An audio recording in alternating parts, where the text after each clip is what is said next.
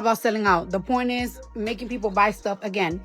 You know, there's TikTok trying to do a little, you know, a bitch and a propaganda. They trying to take me out of here, trying to take money out my pockets. But one thing for sure, two things for certain, guess what you can't do? You can't take money off my company. This is my company, owned by the brim.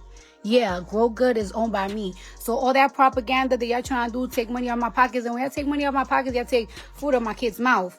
That ain't gonna happen. I hate that. Okay, you guys. Fans think Cardi B just threw shade at Glorilla. And honestly, the timing makes it hard to argue otherwise. At Essence Festival yesterday, both of them performed, separately, not together. And while Cardi B was doing her hit, Like What?, she hit the line that normally shouts out Glorilla by name and swapped it out completely, replacing it with someone else's name instead. Given everything going on between them, that was not a subtle move. Here's the backstory if you're not caught up. Cardi B and Glorilla used to be genuinely close, texting every single day close. That fell apart after videos surfaced of Cardi B getting into it with Ice Spice, and in the middle of that blow-up, Cardi B ended up throwing shade at Glorilla too. Cardi B later tried to smooth things over, telling Glorilla she'd buy her a bag to make up for it. Glorilla was not having it. She got in the booth and put it on her album Glorious, basically telling Cardi B she didn't want the bag because her man had already bought her one. So the two have not been on good terms since, and now Cardi B's quietly scrubbed Glorilla's name from her own song. Do you think that's Cardi B taking the high road and just removing someone she's not cool with anymore, or is swapping the name out mid-performance its own form of shade?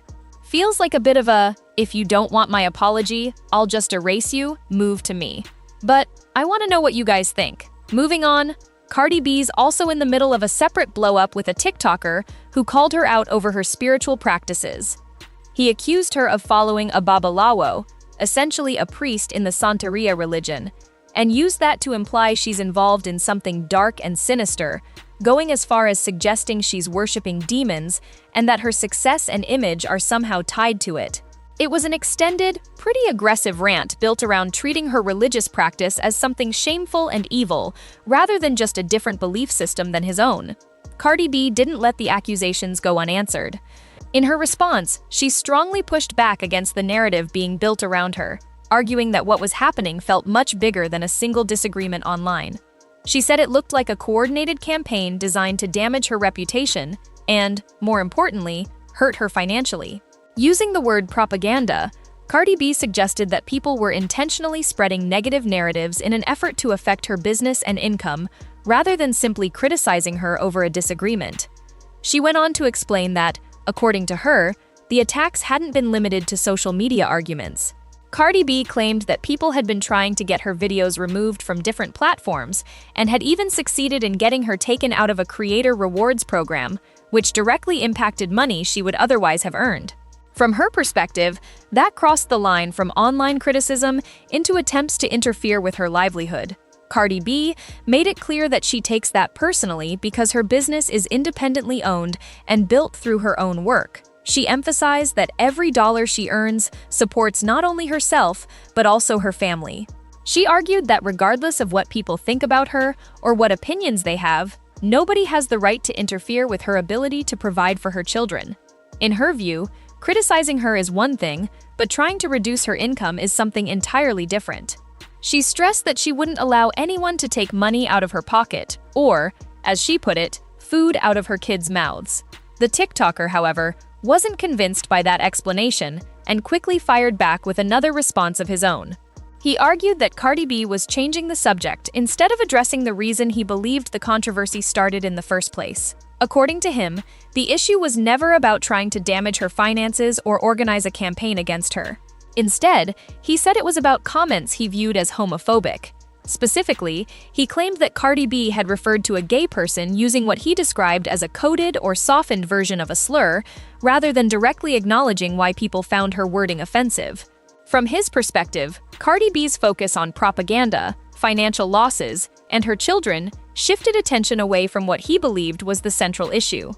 He argued that the conversation had started because of the language she used and the public reaction it generated, but quickly turned into something much broader after Cardi B responded. In his view, bringing up claims of coordinated attacks and attempts to damage her income changed the subject instead of addressing the criticism directly.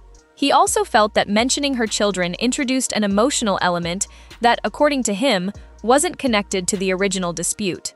His argument was that no one had threatened or targeted her children, so referencing them only made the discussion more emotionally charged while moving attention away from the concerns people were raising. He also rejected the suggestion that there was a coordinated effort to destroy Cardi B's career. Instead, he argued that the backlash reflected how many people interpreted her own comments and her response afterward. From his standpoint, the criticism wasn't being manufactured by hidden groups or organized campaigns, but was the natural consequence of a public figure making controversial remarks in front of millions of people. Because Cardi B has such a massive platform, he argued that strong reactions, both supportive and critical, are inevitable whenever she comments on sensitive topics. According to him, if Cardi B genuinely believed that people had misunderstood what she was trying to say, she had an opportunity to clear things up directly. He suggested she could have explained her intentions, clarified any wording that caused confusion, or acknowledged why some people interpreted her comments negatively. Instead, he argued that her response focused on portraying herself as the target of a much larger campaign against her. In his opinion, that approach prevented the conversation from returning to the original issue and made the debate even more polarized than it already was. Supporters of Cardi B, however, see the situation very differently. Many believe that online criticism often goes far beyond simple disagreement and can quickly turn into coordinated harassment, especially against high-profile celebrities.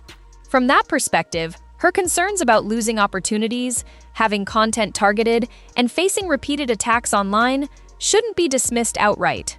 Critics, on the other hand, argue that while harassment is a real issue, it doesn't automatically erase the need to answer legitimate questions about public statements that some people considered offensive. As things stand, Cardi B is now dealing with two separate controversies unfolding at the same time.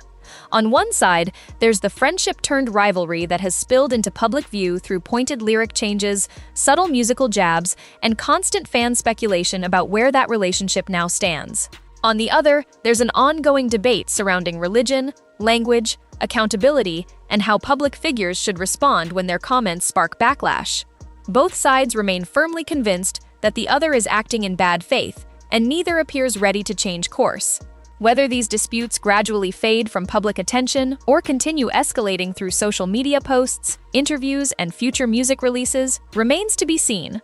For now, though, they have once again placed Cardi B at the center of a highly visible online controversy, with every new response continuing to fuel debate across the internet.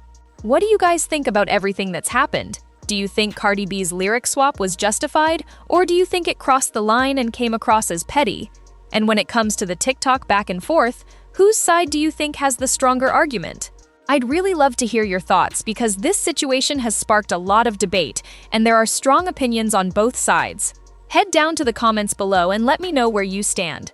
I always enjoy reading your opinions, and some of the best discussions happen in the comment section. Just remember to keep things respectful, even if you disagree with someone else.